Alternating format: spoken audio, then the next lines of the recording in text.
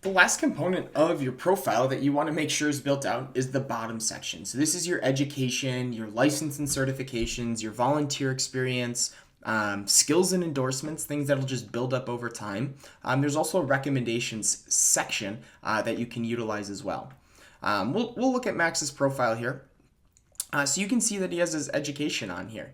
So where he went to school, University of Wisconsin-Eau Claire. He also studied abroad at one point, University of Limerick over in Ireland. And you can see some different activities and societies he was a part of. One thing that you don't need to include on your education is the dates. So sometimes it can actually be a detrimental factor. Like let's say you might be going for a position that is looking for a couple extra years of experience, but you're leaning on your skill set to get that.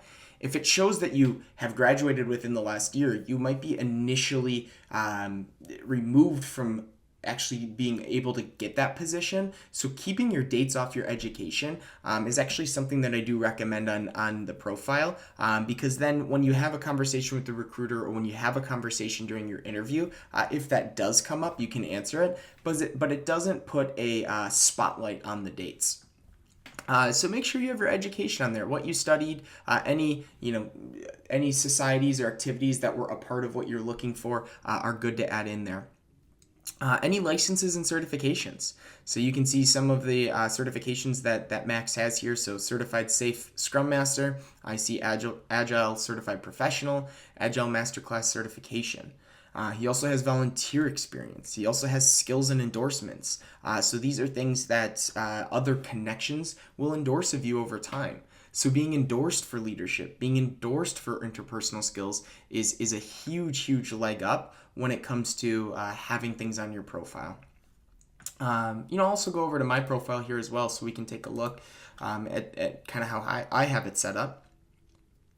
But you can see, my education, University of Wisconsin-Madison, licenses and certifications, Certified Scrum Master.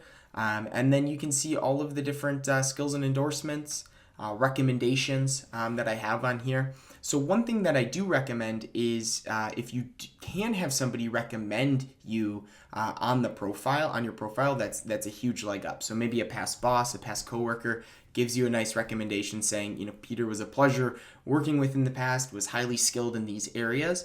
It goes a long way because it's just another vote of confidence when it comes to a recruiter or hiring manager looking at your profile. You can also give them. I have not given any. I probably should give some. So that might be a takeaway for myself personally to go and do.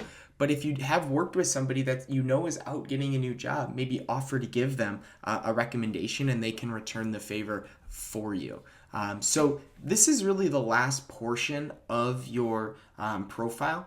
It's very important when it comes to building it out that you have all of this there. It's probably the least important of everything that we've covered, from the fact of it being at the bottom. But I don't want you to overlook this aspect because having this on there can just continue to build out your profile, make it bulkier so that when somebody comes there, once again, it expresses the fact that you've taken the time to really build out your profile and that you're thorough. And for a lot of positions, they're really looking for somebody who innately has those skills of being thorough, being organized, and is really willing to go the extra mile in the job. And by conveying that through your profile goes a long way.